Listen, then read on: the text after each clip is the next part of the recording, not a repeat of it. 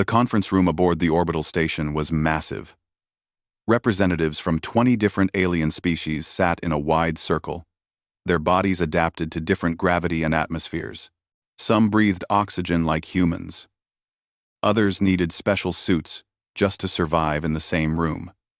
At the center of this gathering stood Captain Daniel Price of the Earth Defense Fleet. Daniel was 42 years old with gray starting to show at his temples. He had served in Earth's military for 20 years, and he knew more about human history than most civilians. That knowledge weighed on him now as he looked at the alien faces staring back at him with barely hidden contempt. The Galactic Council had called this meeting to discuss what they called Earth's aggressive military posture. Human ships had been patrolling the border zones more heavily in recent months. Human colonies had built defense platforms without Council approval. The aliens wanted answers, and they wanted humans to back down. Daniel cleared his throat and began speaking. "Thank you for allowing me to address this council. I'm here to explain Earth's position and to give you a warning. Not a threat. A warning." Ambassador Vrel of the Korthon Imperium made a clicking sound with his mandibles. The translator rendered it as dismissive laughter. "A warning? Your species has been part of this council for 15 years. In that time, you have won some battles and lost others. You are competent, Captain Price. But you are not exceptional. What could you possibly warn us about?" Daniel felt his jaw tighten, but he kept his voice calm. "We're warning you about what happens if you push us too far. About what humanity is capable of when we stop holding back." Lieutenant Kate Morrison stood next to Daniel. She was his second in command, a tactical analyst who had studied every war humanity had ever fought. At Daniel's nod, she activated the holographic projector. Images filled the air above the council chamber. Trenches filled with mud and bodies. Cities reduced to rubble. Mushroom clouds rising over destroyed populations. The Battle of Stalingrad, where over 2 million people died. The firebombing of Dresden, Hiroshima, and Nagasaki. "This is what war looks like on Earth," Daniel said quietly. "This is our history. We fought each other for thousands of years with increasing brutality. We developed weapons that could destroy our entire species. We created strategies designed not just to defeat enemies, but to break their will to fight." Some of the council members looked away from the images. Others leaned forward, studying the carnage with scientific interest. Ambassador Vrel's expression didn't change. "Ancient history," Vrel said. "Your species fought with primitive weapons over limited resources. Those days are behind you. You are now part of a civilized galaxy with rules and protocols for warfare." Kate changed the display to show more recent conflicts. Human peacekeeping forces in various hotspots. Earth Defense Fleet engagements against pirates and raiders. In every case, the human forces followed Council protocols exactly. Limited engagements. Minimum necessary force. Attempts at negotiation before combat. "We've been following your rules," Daniel said. "Every single one of them. When the Zothran Dominion attacked our mining outpost at Kepler 7, we defended ourselves but didn't pursue when they retreated. When Korthan raiders hit our supply convoys, we captured them and turned them over to Council authorities for trial. We've played by your rules because we want to be part of this community." He paused and looked directly at Vrel. "But understand this. We're not following your rules because we can't do otherwise. We're following them because we choose to. Because we learned something from our history that you haven't had to learn yet." "And what is that?" asked another council member, a floating creature whose name Daniel could barely pronounce.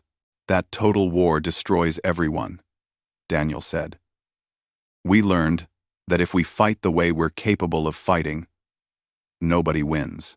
So when we joined the council, we agreed to lock away our most effective weapons. We agreed to limit our tactics. We agreed to treat war like a chess game instead of a fight for survival." Kate brought up another image. This one showed sealed vaults on Earth, Luna, and Mars. massive underground facilities with security that rivaled military command centers. These vaults contain everything we've agreed not to use, Daniel explained. Weapons systems that violate Council conventions. Military strategies that you would call war crimes. The accumulated knowledge of 10,000 years of humans killing humans. We locked it all away, because we wanted peace. Ambassador Vrel leaned back in his seat. Then what are you warning us about? If these weapons are locked away, if you have agreed to our terms, what threat do you pose? Daniel looked around the room slowly, meeting as many eyes as he could. The threat is that we can unlock those vaults. If the Zatharan Dominion keeps pushing into human space, if they keep testing our borders and threatening our colonies, there will come a point where we decide that following your rules isn't worth the cost. You would violate Council law? Another representative asked, sounding shocked. We would do what we have to do to protect our people, Daniel said flatly. That's what you need to understand about humanity. We're not warriors by nature. We don't seek out conflict. But we're survivors. When our backs are against the wall, when our families are threatened, we will do whatever it takes to win. Kate pulled up one more image. It showed human population centers across dozens of colony worlds. Millions of civilians living peaceful lives, farming and building and raising children far from Earth. These people trust us to protect them, Daniel said. They trust Earth to keep them safe. If the Zatharan Dominion or anyone else attacks these colonies, we won't respond with limited engagements. We won't follow protocols designed for civilized warfare. We'll respond the way humanity has always responded when someone threatens our survival. This is unacceptable, Vrel said, rising from his seat. You cannot threaten to violate Council law simply because you fear future conflicts. The Zatharan Dominion has every right to expand into disputed territory. If human colonies are established in contested zones, they do so at their own risk. Daniel felt something cold settle in his chest. This was the response he had feared. The Council didn't understand. They couldn't understand, because they had never faced extinction. Their wars were political exercises. Their conflicts had rules and boundaries. They had never needed to develop the kind of total warfare that humans had perfected. Then let me be absolutely clear, Daniel said. If Zatharan forces attack human civilians, if they strike at our colony worlds, Earth will consider it an act of total war. We will unlock the vaults. We will stop limiting ourselves to your approved tactics. And we will show you what humanity is really capable of when we stop holding back. The Council chamber erupted in angry voices. Some representatives demanded that Earth be sanctioned for making threats. Others called for human military forces to be reduced and monitored more closely.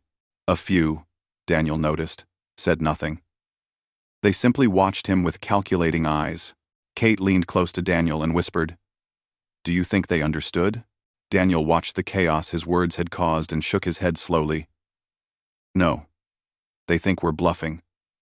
They think we're trying to sound tough, to cover for weakness. They have no idea what we're really warning them about. So what do? We prepare," Daniel said quietly.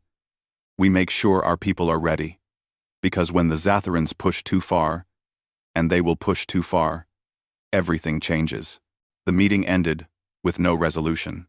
The Council issued a formal reprimand to Earth for inappropriate military rhetoric. They warned that any violation of Council warfare protocols would result in sanctions and possible expulsion from the galactic community. Daniel and Kate returned to their ship in silence. As they passed through the docking bay, Kate finally spoke. "They're going to keep pushing, aren't they?" "The Zatharans."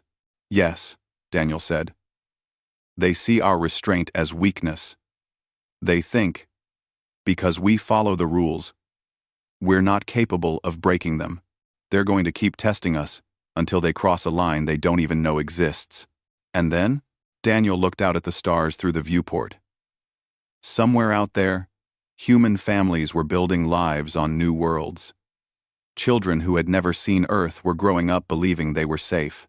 That safety was an illusion, maintained only by humanity's choice to hold back its true nature.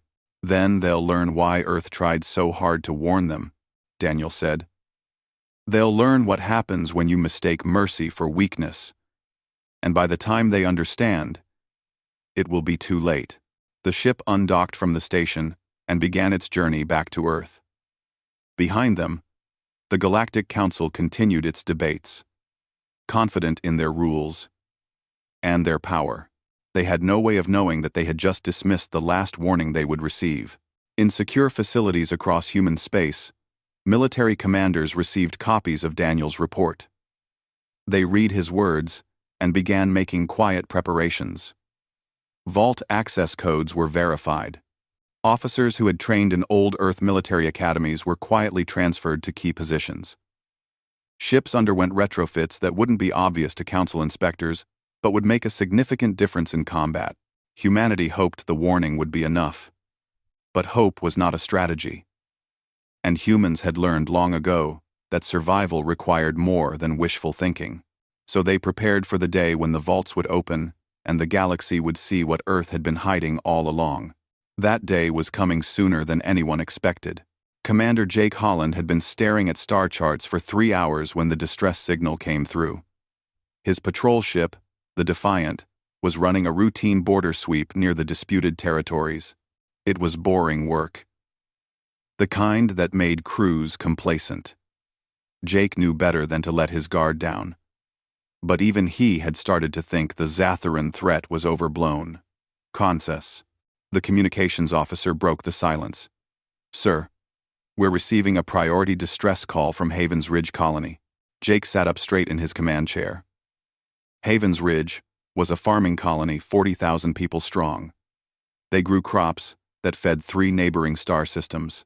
The colonists were civilians, families who had left Earth seeking peace and prosperity among the stars. Put it through, Jake ordered. Static filled the bridge, then a voice broke through. A woman's voice, tight with terror. This is Havens Ridge Colony. We are under attack. Multiple Zatharan warships just dropped out of hyperspace. They're firing on population centers, not military targets. They're hitting schools and residential areas.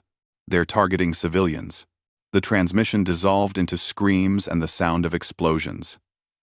Then, it cut off completely. Jake's hands were already moving across his controls. Navigation, plot a jump to Havens Ridge immediately. Weapons, bring everything online. Communications, get me fleet command now. His crew responded with trained efficiency. But Jake could see the shock on their faces. The Council had rules about warfare. You didn't target civilians. You didn't attack population centers. Those rules had held for thousands of years across dozens of species. The Zatharans had just broken every single one. Lieutenant Amy Chen manned the tactical station. She was 26 years old and had never seen real combat. Her voice shook slightly as she spoke. Sir, Fleet Command is responding. They want confirmation of the attack. Tell them we're jumping in now. They'll have all the confirmation they need in about 2 minutes. The Defiant dropped out of hyperspace at the edge of the Havens Ridge system. What Jake saw on his sensors made his blood run cold. 6 Zatharan cruisers hung in orbit around the colony moon. Their weapons were firing in steady patterns, hitting the surface with kinetic rounds, designed to punch through buildings and bunkers, but they weren't aiming at military installations. The colony didn't have any military installations worth mentioning, just a small security force with light weapons. The Zatharans were systematically destroying residential areas. My God, Amy whispered. They're not even pretending this is a military operation. They're just killing people. Jake watched his tactical display update. Dozens of escape pods had launched from the surface, civilians desperately trying to flee. The Zatharan ships were tracking them. As Jake watched, weapons fire reached out and destroyed 3 pods in quick succession. They're shooting refugees, Amy said, her voice hollow with disbelief. The escape pods aren't armed. They're not a threat. They're just shooting them. Jake felt something cold and hard settle in his chest. He had studied military history at the academy. He knew about Earth's wars, about the atrocities humans had committed against each other. He had always been grateful that humanity had moved past that darkness. But looking at Haven's Ridge burning below, watching helpless civilians die, Jake realized something. Earth hadn't moved past its capacity for violence. It had simply chosen to restrain it. And restraint worked only when the other side showed the same consideration. The Zatharans had just proven they had no such restraint. Communications, Jake said quietly. Record everything. Every sensor reading. Every visual. Every piece of data. Make sure it's all backed up to multiple systems. I want a complete record of what's happening here. Yes, sir. Jake opened a channel to the Zatharan flagship. This is Commander Jake Holland of the Earth Defense Fleet. You are committing war crimes against civilian targets. Cease fire immediately and prepare to be boarded for violations of Council law. The Zatharan commander's response came through the translator with barely disguised contempt. Your colony is built in disputed territory. This is a legitimate military action. We are removing an illegal settlement. Withdraw your ship immediately or we will destroy it. Those are civilian targets. You're killing families. They chose to settle in Zatharan space. They accept the consequences. This is your final warning, human. Leave now. End. Act. End quote. Jake looked at his tactical display. 1 Earth patrol ship against 6 Zatharan cruisers. By any rational analysis, he should withdraw and wait for reinforcements. Following Council protocols, he should file a formal complaint and let diplomats handle the situation. But Council protocols hadn't stopped the Zatharans from burning Haven's Ridge. They hadn't saved the families dying on the surface. And they wouldn't save the refugees the Zatharans were hunting down like animals. Jake turned to his communications officer. Send a priority message to Fleet Command. Use authentication code, Crimson Dawn. The young officer's eyes went wide. Sir, that's a restricted code. That's only used for... I know exactly what it's used for, Jake interrupted. Send it now. Crimson Dawn. The code that meant humanity was done holding back. The code that authorized unlocking the vaults and unleashing everything Earth had been keeping restrained. Jake had never thought he would use that code. None of them had. It represented a line that once crossed, couldn't be uncrossed. But watching Haven's Ridge burn, he knew there was no other choice. Message sent, sir. Good. Now get me every other Earth ship in range. Tell them to jump here immediately with weapons hot. The Defiant was outgunned, but Jake wasn't going to run. Not while there were still people alive down there who needed protection. He targeted the nearest Zatharan cruiser and opened fire. The Defiant's weapons were standard Council-approved systems. They damaged the cruiser's shields, but didn't break through. The Zatharan ship returned fire, and Jake's ship rocked under the impact. Shields at 70%, Amy reported. Sir, we can't win this fight alone. We don't have to win, Jake said. We just have to last long enough for help to arrive. The Defiant danced through space, using every bit of speed and maneuverability it had to avoid the worst of the Zatharan fire. Jake kept his weapons trained on the same cruiser, hammering away at its shields. It wasn't enough to destroy the enemy ship, but it was enough to get their attention. 2 of the Zatharan cruisers broke off from bombarding the colony and turned toward the Defiant. That was good. Every second they spent fighting him was a second they weren't killing civilians. Multiple hyperspace signatures, Amy called out. Earth ships jumping in. Jake allowed himself a tight smile. About time. How many? 31 vessels, cruisers, destroyers, and 3 heavy battleships. 31 ships. That was more than a rapid response force. That was a battle fleet.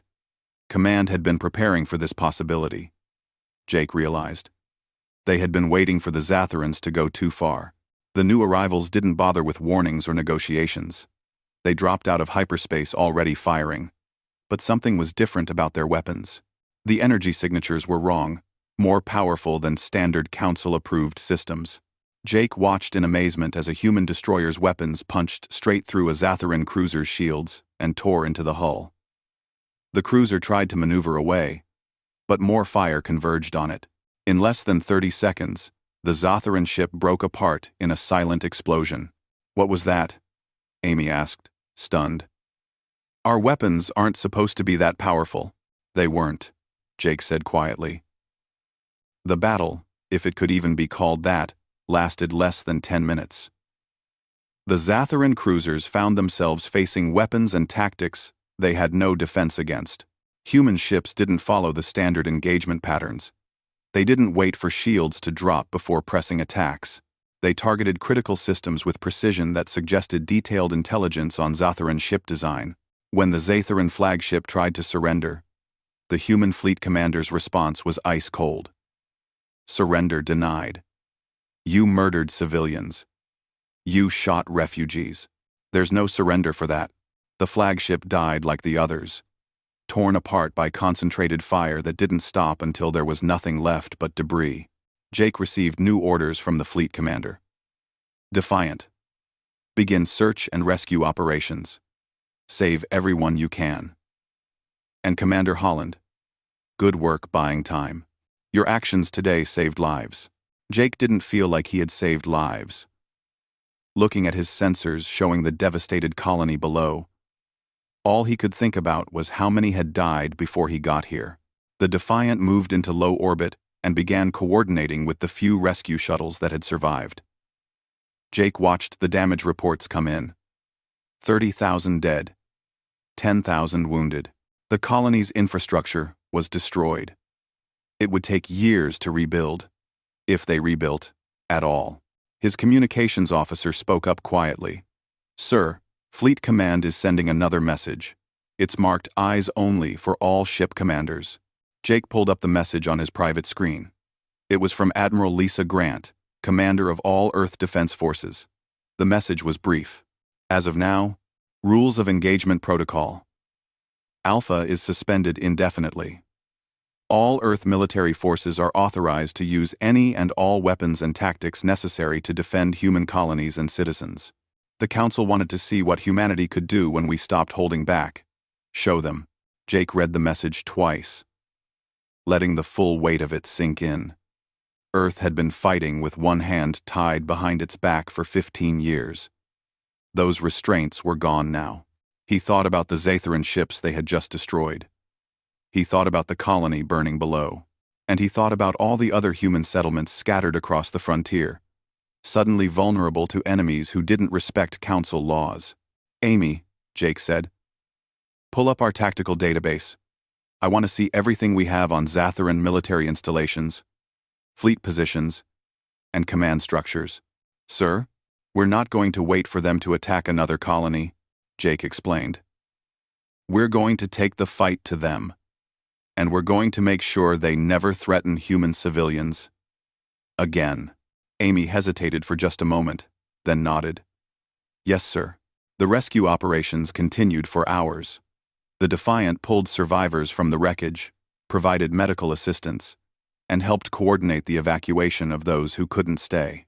But even as Jake focused on saving lives, part of his mind was already planning what came next. The Zotharans had started this war by breaking every rule of civilized warfare. They had attacked civilians, murdered refugees, and shown no mercy. Now they would learn what happened when humanity stopped showing mercy too. Admiral Lisa Grant stood in the command center on Luna Station, watching her tactical displays light up with reports from across human space. The attacks on Haven's Ridge had not been an isolated incident. In the past 6 hours, Zotharan forces had struck 46 human colonies in a coordinated offensive. The Zotharans were trying to push humanity out of the disputed territories through overwhelming force and terror. They had calculated that humans, bound by Council laws and protocols, would be forced to negotiate rather than risk a wider war. They had miscalculated badly. Lisa was 53 years old, with 30 years of military service behind her. She had joined the Earth Defense Fleet during the early days of First Contact, back when humanity was still figuring out how to interact with alien civilizations. She had watched Earth transform from an isolated world to a member of the galactic community. She had also studied every war Earth had ever fought. She knew what humans were capable of when pushed to extremes. And she had hoped, prayed even, that she would never have to unlock the vaults and show the galaxy what humanity had been hiding.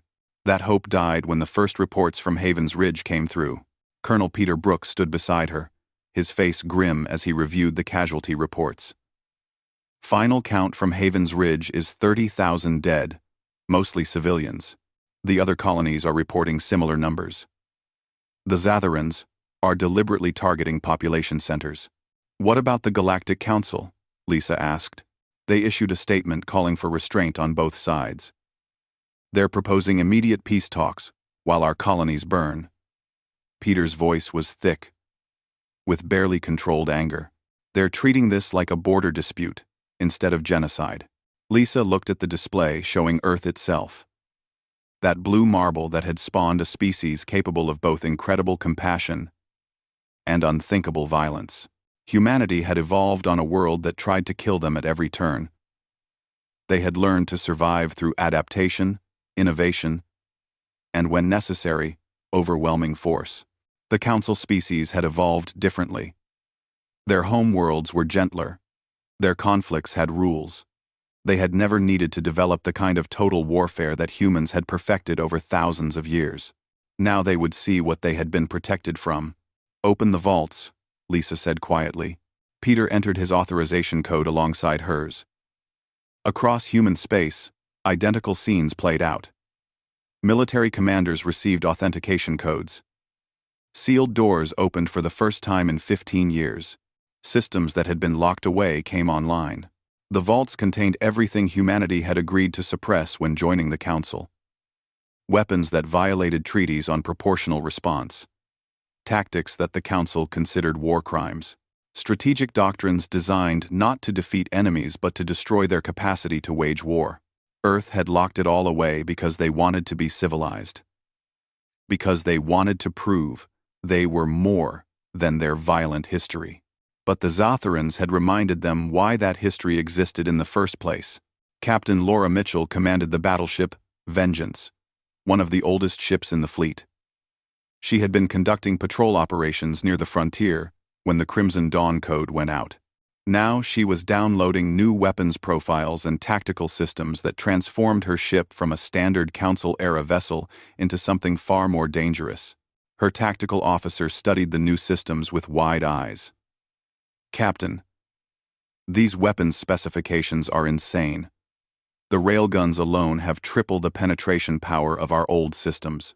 And these missile packages, they're designed to overwhelm defensive systems through sheer volume.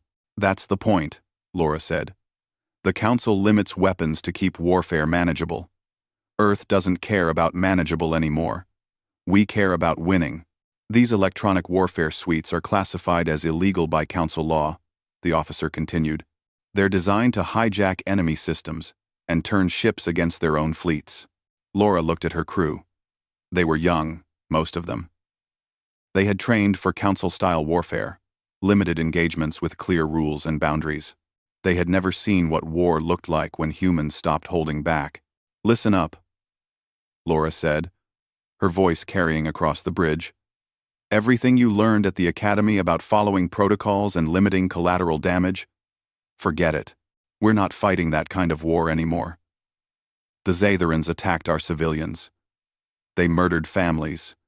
They shot refugees trying to escape. She paused, letting that sink in. We're going to show them what happens when you attack humans. We're going to hit them so hard they'll never threaten us again. Not because we enjoy it, but because it's the only language they understand. Her crew looked back at her with hard eyes. These were young men and women who had lost friends and family in the attacks. They had seen the footage from Haven's Ridge. They knew what was at stake. Yes, ma'am, they said in unison. Across the fleet, similar conversations were happening. Ships that had been designed to Council standards were being upgraded with weapons and systems that had been hidden in classified databases. Crews that had trained for limited warfare were receiving crash courses in tactics that would have horrified their academy instructors. Earth was preparing to show the galaxy what total war looked like. The Galactic Council called an emergency session. Ambassador Vrel of the Korthan Imperium stood before the assembled representatives, his mandibles clicking in agitation. The humans are violating every treaty they signed when joining this council, Vrel declared. Their ships are now equipped with weapons that exceed permitted specifications. Their tactical doctrines violate the conventions on proportional response. They must be ordered to stand down immediately. A council observer pulled up sensor readings from recent engagements. The human ship Vengeance engaged a Zatharan patrol group 2 hours ago. 6 enemy vessels were destroyed in less than 4 minutes. The humans suffered only minor damage. This level of combat efficiency is unprecedented. How is that possible? Another representative asked. The observer looked uncomfortable. The humans are using weapons and tactics that we classified as too dangerous for general warfare. They're targeting critical systems with precision that suggests they have detailed intelligence on every council species' ship designs. They're not trying to disable enemy vessels. They're trying to destroy them. Vrel's skin color shifted to a deep red, indicating extreme distress. Then we must mobilize a council fleet to enforce compliance. The humans must be brought back, under control. With respect, Ambassador, another representative said quietly. Which species would you like to volunteer for that mission? The humans just destroyed a Zatharan battle group in minutes. They clearly have capabilities we were not aware of. The council chamber fell silent. No one wanted to say it out loud. But they were all thinking the same thing. Earth had been holding back. For 15 years, humans had been pretending to be just another mid-level military power. They had followed the rules, accepted limitations, and played by council conventions, all while keeping weapons and tactics locked away that made them far more dangerous than anyone had realized. Admiral Lisa Grant received the council's official protest within hours. They demanded that Earth cease military operations, return to council-approved weapons systems, and submit to an investigation of their military capabilities. She deleted the message without responding. Instead, she issued new orders to the fleet. All units. You are authorized to cross into Zatharan space. Rules of engagement are weapons-free. Destroy any military targets you encounter. If Zatharan forces attempt to surrender, inform them that surrender is not available to those who murder civilians. Colonel Peter Brooks looked at her with concern. Admiral, that last part violates the Council's conventions on prisoners of war. The Zatharans violated conventions on targeting civilians, Lisa replied coldly. They shot refugees in escape pods. They deliberately murdered families. I'm not interested in extending them courtesies they didn't show our people. The Council will never accept this. The Council doesn't have to accept it. They just have to stay out of our way. Lisa looked at the tactical display showing human forces moving into Zatharan territory. This was it. The moment when humanity stopped trying to fit into the galactic community and started imposing its own terms. She thought about Captain Daniel Price, who had tried to warn the Council months ago. He had stood before them and explained what would happen if they pushed humanity too far. They had dismissed him, called humans primitives playing at civilization. Now they would learn the truth. Humans weren't primitives. They were survivors from a world that had tried to kill them for millions of years. They had learned to fight wars where losing meant extinction. And when they committed to something, whether peace or war, they did it with complete dedication. Earth had chosen peace for 15 years. They had followed the rules, limited their weapons, and tried to be good galactic citizens.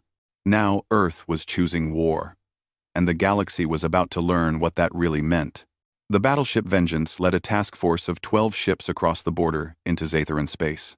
They encountered a defensive line of 20 enemy vessels positioned to protect a major shipyard.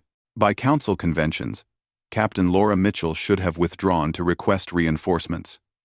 20 against 12 were bad odds by anyone's calculation. Laura ordered an immediate attack. Her ships moved in a coordinated pattern that no Council fleet had ever seen. They didn't form a battle line and exchange fire at range. They accelerated to maximum speed, weapons already tracking targets before they came into effective range. The Zatharan commander tried to organize a defensive formation, But human electronic warfare systems had already infiltrated his fleet network. Ships received contradictory orders. Targeting systems locked onto friendly vessels. Communications became chaos. And then the human weapons reached effective range. Laura watched her tactical display with cold satisfaction as her railguns punched through Zatharan shields like they weren't there. The enemy ships had been designed to withstand Council-standard weapons. They had no defense against what Earth had been hiding. "Focus fire on their flagship," Laura ordered.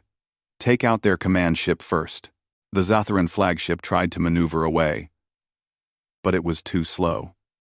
20 railgun rounds hit in the span of 3 seconds, tearing through the hull and detonating the ship's reactor. The flagship died without firing a shot. The rest of the Zatharan fleet broke and tried to retreat. Human ships pursued, running down the fleeing vessels one by one. When a Zatharan cruiser attempted to surrender, its captain's plea came through the communications channel. "We yield. We surrender. Please, we surrender." Laura's response was ice. "You should have thought about surrender before you attacked Haven's Ridge. Before you shot refugees. Before you murdered families." She didn't stop firing until the cruiser was debris. The battle lasted 4 hours. When it ended, all 20 Zatharan vessels were destroyed or disabled beyond repair. The shipyard they had been protecting was gone, reduced to scrap metal by precision strikes.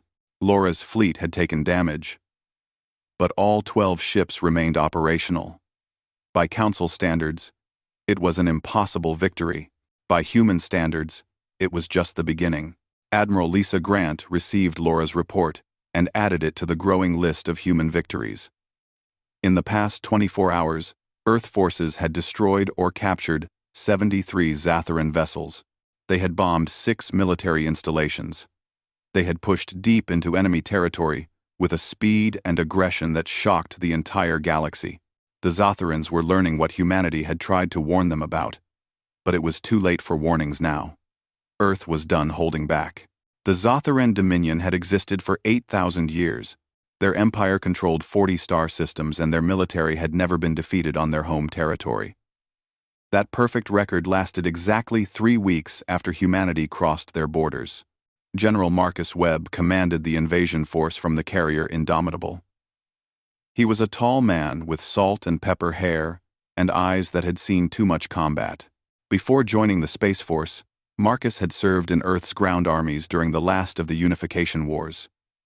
He knew what total war looked like, and he knew how to wage it. His orders from Admiral Grant were crystal clear. Destroy the Zatharan military's ability to threaten human space. Not temporarily, permanently. Make it impossible for them to rebuild their war machine for generations. "We're not here to conquer their worlds," Marcus told his senior officers during the planning session. "We're here to ensure they can never attack us again. Every shipyard gets destroyed. Every military academy gets bombed. Every command center gets taken offline. We don't just beat them, we break them." One of his junior officers looked uncomfortable. "Sir, some of those targets are located in civilian population centers. Council law prohibits." "Council law didn't stop the Zatharans from bombing our civilians," Marcus interrupted. "It didn't save the families at Haven's Ridge, and it won't protect our future colonies from attack. We're done letting Council law put our people at risk." He pulled up a map of Zatharan space on the holographic display. Red markers indicated military targets. There were hundreds of them. "We hit them fast, and we hit them hard," Marcus continued. "Bombers go in first, to suppress air defenses. Then, ground forces secure key installations. We capture their military leadership and hold them for war crimes trials. And we destroy everything they need to wage war." The campaign began the next morning. Lieutenant Commander Ryan Foster led a bomber squadron toward a Zatharan industrial complex that manufactured military spacecraft. The facility was located on the outskirts of a city with 2 million inhabitants. By Council conventions, it should have been off-limits because of the civilian population nearby. Ryan thought about the children who had died at Haven's Ridge and armed his weapons. "All wings, this is lead," Ryan said over the squadron channel. Target is the manufacturing facility coordinates 047. Intelligence reports minimal air defense but expect heavy anti-aircraft fire once we start our run. Stay tight and watch each other's backs. The bombers dropped from high altitude, their stealth systems making them almost invisible to Zotharan sensors. At 5,000 meters, Ryan released his weapons. Smart bombs fell away from his craft, their guidance systems locking onto specific buildings within the complex. The first explosions rippled across the facility. Assembly buildings collapsed. Storage warehouses went up in secondary detonations as munitions cooked off. Within 3 minutes, the entire complex was a smoking crater. Ryan pulled up and away, checking his sensors. All 12 bombers in his squadron had made it through without damage. The target was completely destroyed. Lead. This is Wing 4, one of his pilots said. Sensors are showing fires spreading to civilian areas nearby. Ryan looked at his display. The young pilot was right. Debris from the complex had landed in residential zones. Buildings were burning. He could see heat signatures that probably indicated casualties. For a moment, Ryan hesitated. Council forces would have stopped to provide humanitarian aid. They would have sent rescue teams and tried to minimize civilian harm. But Council forces hadn't protected Haven's Ridge. Copy that, Wing 4, Ryan said quietly. Not our concern. We have 6 more targets to hit today. Form up on me, and let's move to the next objective. The bombers moved on, leaving the fires behind them. The Galactic Council convened another emergency session.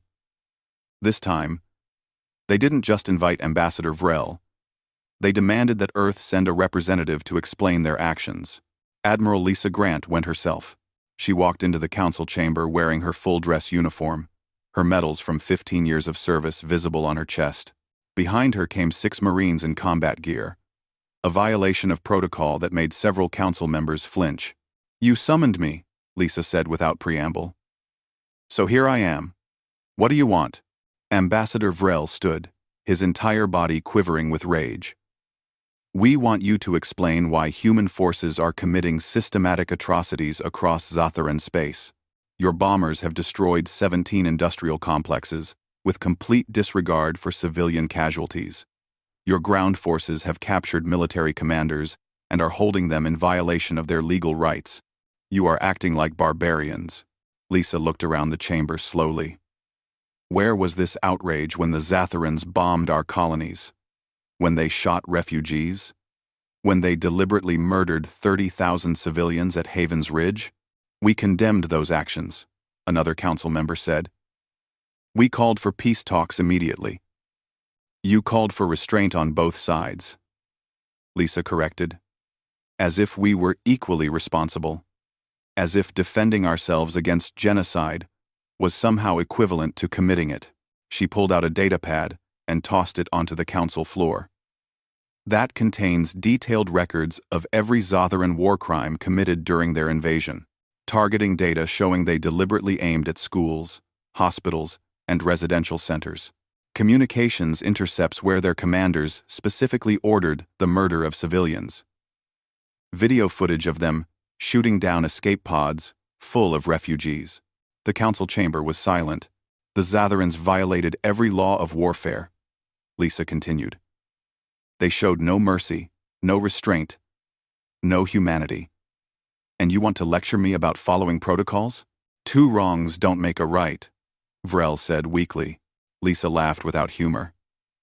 This isn't about right and wrong. This is about survival. The Zotharans wanted to push humanity out of space through terror. They calculated that we would be too civilized, too bound by council law to respond effectively. They were wrong. She activated a holographic display showing the current military situation. Human forces controlled 1/3 of Zotharan space. Their advance was marked by destroyed shipyards, bombed military academies, and captured command centers. We're not trying to conquer the Zotharan Dominion, Lisa explained. We're making sure they can never threaten us again. When this war ends, they won't have the military capacity to attack anyone. Not for decades.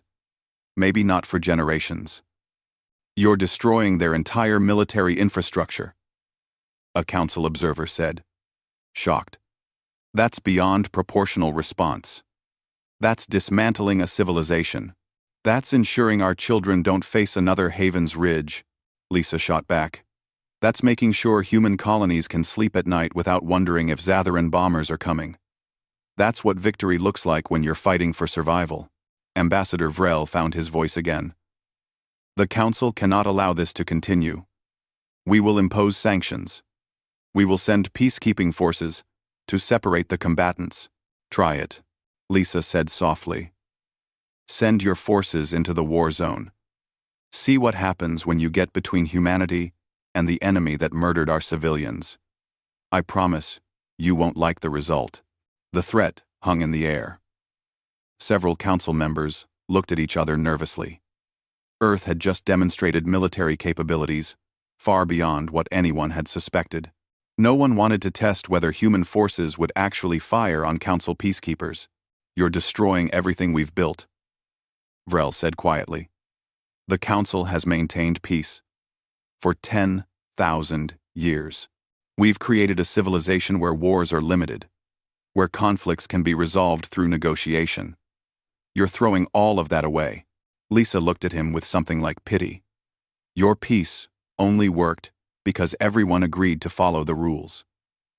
The Zatharans broke those rules. They proved that your system doesn't work when someone decides to ignore it. We're just responding to reality. She turned to leave, then paused. One more thing.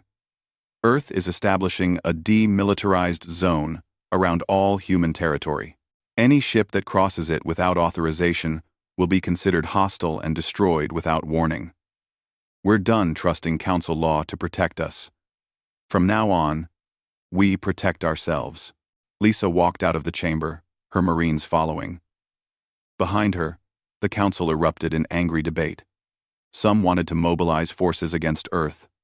Others argued for accepting humanity's terms. A few simply sat in shocked silence, trying to understand how their orderly galaxy had collapsed so quickly. On the ground in Zatharan space, the war continued with brutal efficiency. Human forces moved through enemy territory like a surgical knife, cutting out military capabilities with precision. They didn't occupy territory or try to control populations. They simply destroyed targets and moved on. General Marcus Webb watched the progress reports with grim satisfaction. 24 shipyards destroyed, 31 military academies bombed, 16 command centers captured or demolished. The Zatharan military was being systematically dismantled, but the cost was high.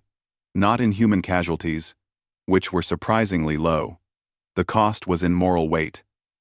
Every civilian building that burned as collateral damage, every Zatharan soldier who died trying to surrender, every military family that lost loved ones in attacks that gave no quarter. Marcus knew what history would say about these actions.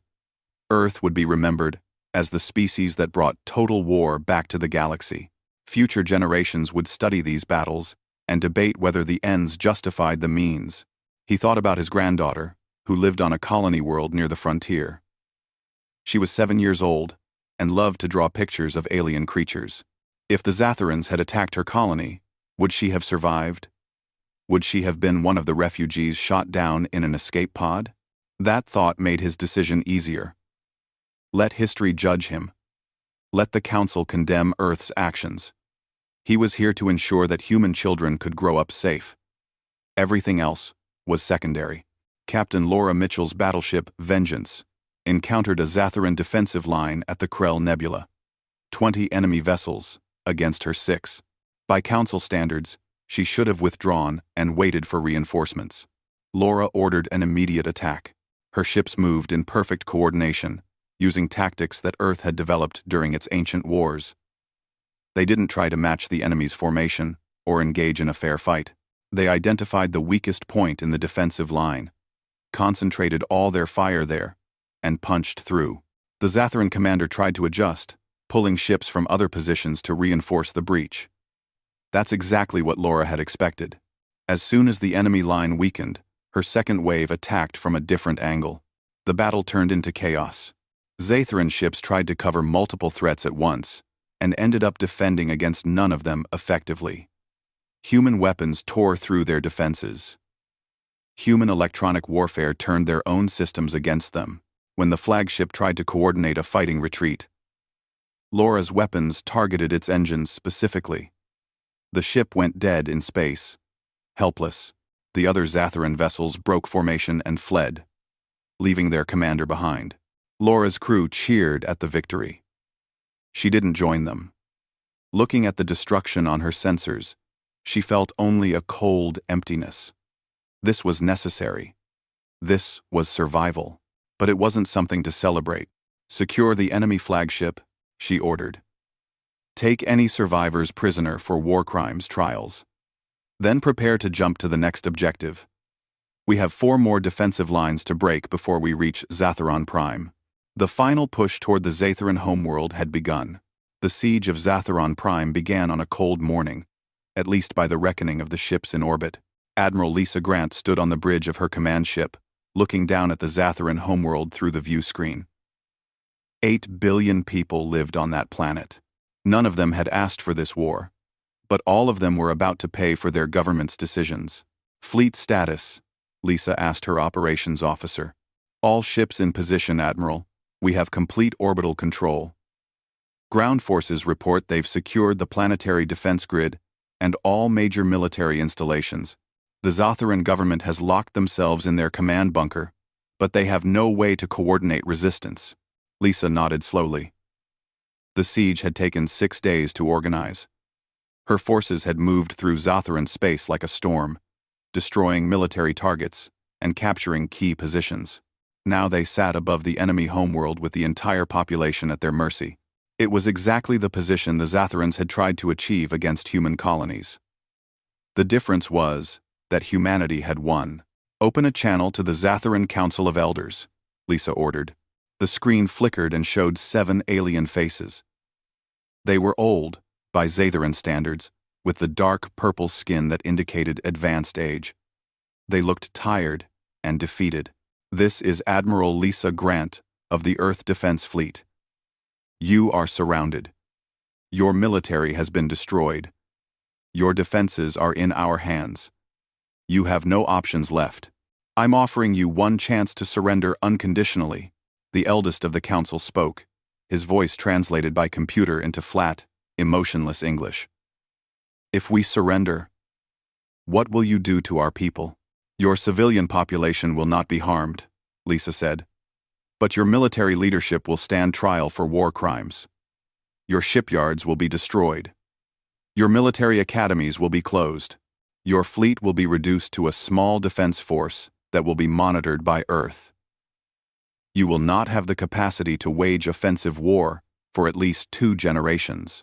You're dismantling our entire civilization, another council member said bitterly. No, I'm dismantling your ability to murder civilians. There's a difference. The Zatharan Council conferred among themselves, their voices muted. Lisa waited patiently. She knew they had no real choice. If they refused to surrender, she would begin a bombardment of military targets on the surface. Eventually, they would be forced to give in anyway, but only after more destruction and death. After 5 minutes, the eldest council member spoke again. We surrender. Unconditionally. But know this. Human. You have won the war, but you have lost the peace. The galaxy will never forgive what you have done here. The galaxy doesn't have to forgive us, Lisa replied. They just have to remember what happens when someone attacks our civilians. Prepare to receive our ground forces. Your government officials will be taken into custody within the hour. The transmission ended. Lisa stood in silence for a moment, feeling the weight of what she had just accomplished. Earth had won. Humanity had proven it could defend itself against any threat. The Zatharan Dominion, which had existed for 8,000 years, was effectively finished as a military power. But the cost of that victory was written in destroyed cities, bombed industrial centers, and dead soldiers who had probably never wanted war in the first place. Colonel Peter Brooks approached her quietly. Admiral, The Galactic Council is demanding you attend an emergency session. They're threatening sanctions against Earth for violations of Council law. Lisa almost laughed. Tell them I'll attend after we finish securing Zatheron Prime.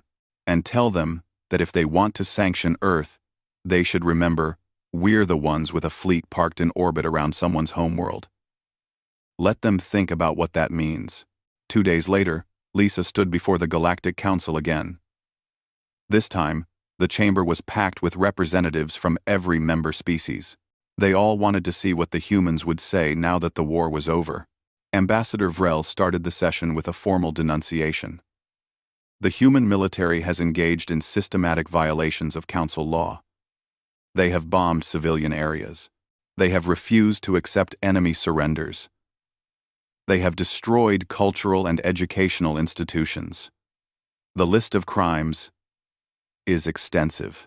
Lisa waited until he finished, then activated a holographic display. It showed footage from Haven's Ridge, burning buildings, dead children, escape pods shattered by weapons fire. This is why we went to war, Lisa said quietly. This is what the Zatharans did to our people. They attacked civilians deliberately. They murdered refugees. They committed genocide and thought they could get away with it because humanity would be too civilized to respond. She changed the display to show military data. Earth has destroyed or captured 600 Zatharan military vessels. We've bombed 73 shipyards and military production facilities. We've demolished command centers and military academies. We've systematically dismantled their capacity to wage war. Exactly, Vrel said triumphantly. You've gone far beyond proportional response. You've destroyed an entire civilization's military infrastructure. Yes, Lisa agreed. That was the point. We're making sure the Zatharans can never attack us again. Not next year. Not in 20 years. Not in 50 years. When we fight to win permanently. She looked around the chamber. You want to know why humanity is different? It's because we come from a world that tried to kill us every single day. We evolved fighting predators, diseases, natural disasters, and each other. We learned that when something threatens your survival, you don't negotiate. You don't limit your response. You eliminate the threat completely. That's barbaric, a council member protested. Maybe, Lisa acknowledged. But it's also effective. The Zatharan Dominion will never threaten another species again. How many lives will that save over the next 1,000 years? Colonel Peter Brooks stepped forward with a data tablet. We've prepared formal surrender terms for the Zatharan government. Their military will be reduced to a defense force of no more than 100 vessels. Their shipyards will operate under Earth monitoring. Any military official involved in ordering attacks on civilians will stand trial for war crimes. You cannot dictate terms to a council species. Vrel objected. We're not dictating to a council species, Lisa corrected. We're dictating to a defeated enemy. The Zatharans started a war of extermination against human colonies.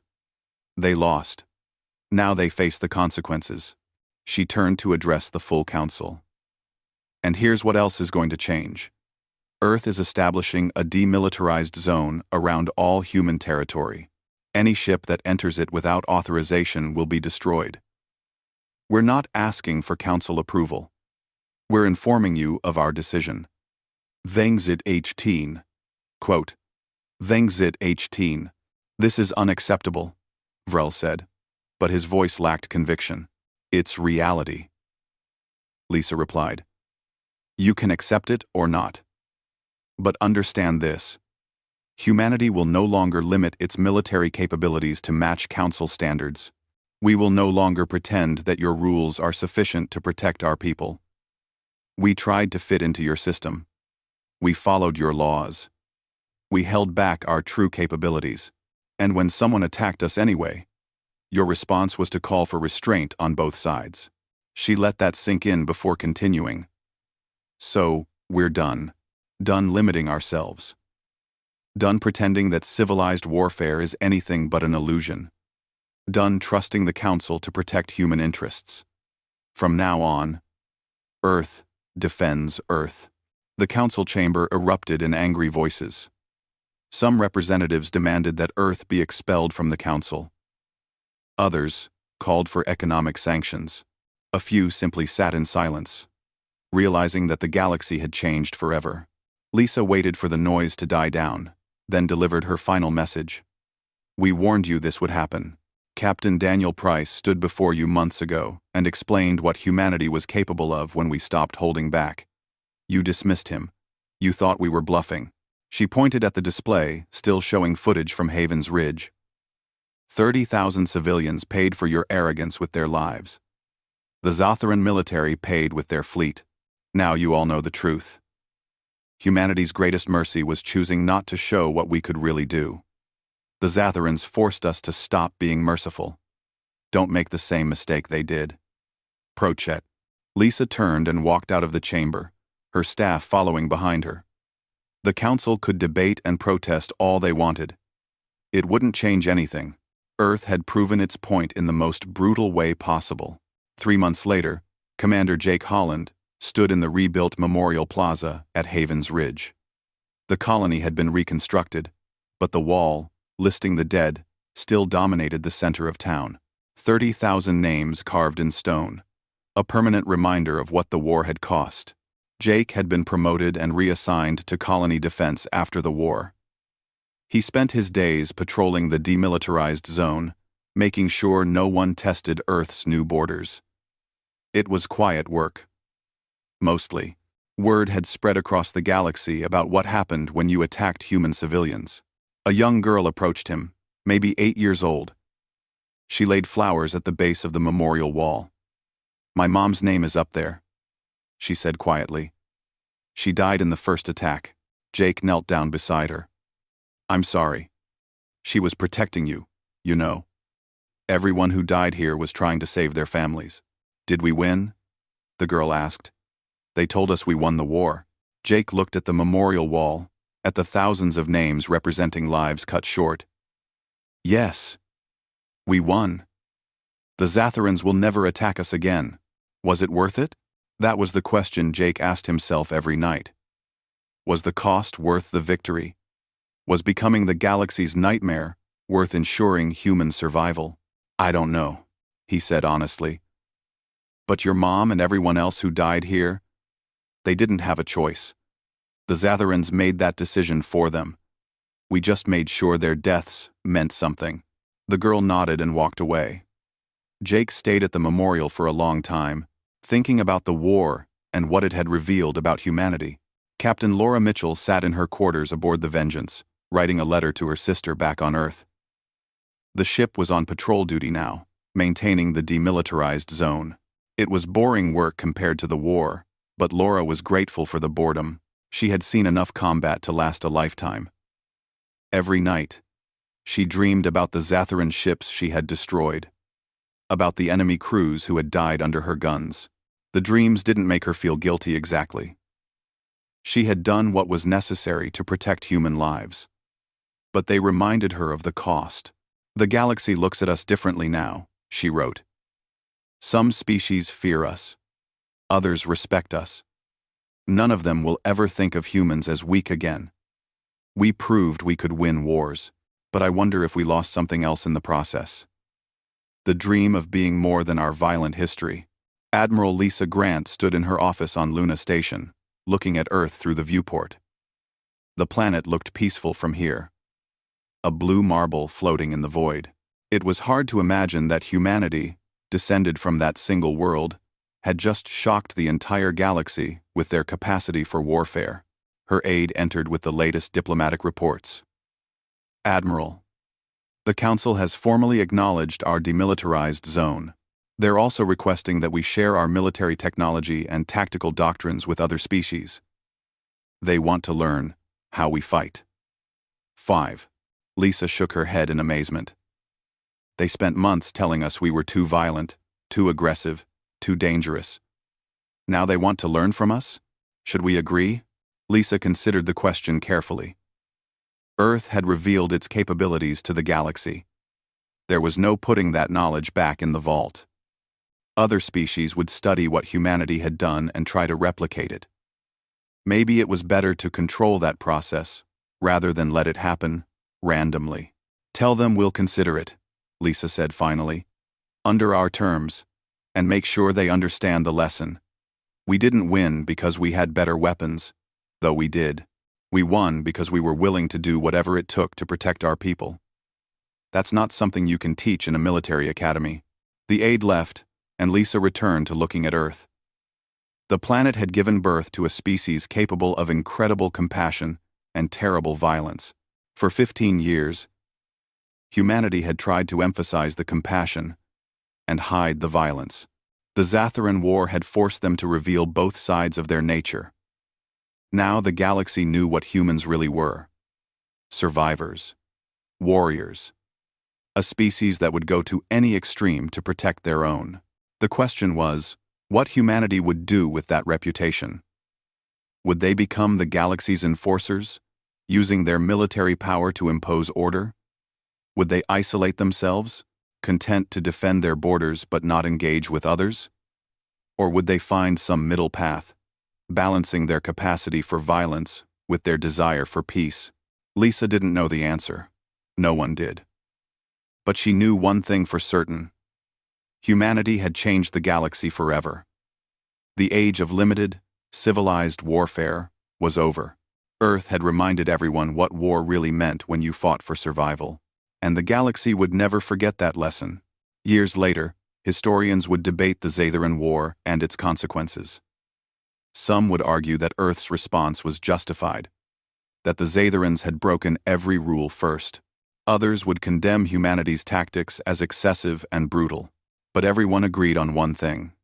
Humanity had been given a warning to the galaxy, and the galaxy had ignored it. The price of that ignorance was written in destroyed fleets, bombed shipyards, and the dismantled military of a species that had existed for 8,000 years.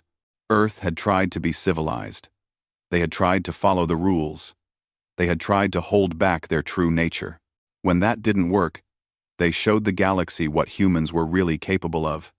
And the galaxy learned to be very careful about pushing humanity too far. The war was over. But the memory of it would shape galactic politics for generations to come. Because now everyone knew the truth that Earth had tried to hide. Humanity's greatest mercy was choosing not to show what they could really do. And once that mercy ended, nothing in the galaxy would ever be quite the same.